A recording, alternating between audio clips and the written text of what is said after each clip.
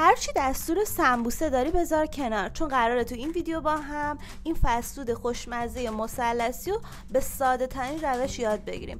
اول از همه سویا رو با آب بخیسونید، پیازها رو نگینی ریز کنید، داخل روغن داغ تفت بدید تا طلایی بشه. سیر رنده شده و پودر زردچوبه رو هم روی پیاز بریزید و به هم بزنید.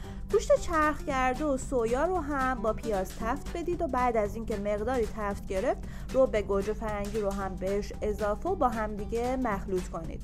قارچ کرده و فلفل دلمه‌ای رو هم به مواد سمبوسه اضافه کنید و به هم بزنید تا گوشت ها پخته و تغییر رنگ بده. بعد ذرت پخته شده رو هم بهش اضافه کنید و مقداری با هم دیگه تفت بدید.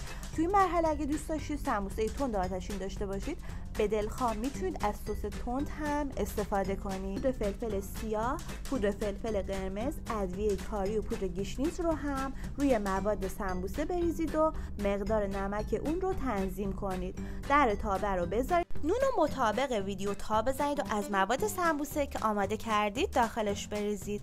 بعد دو طرفش رو داخل روغن داغ سرخ کنید و با سس کچاپ و نوشیدنی مورد علاقتون سرو کنید.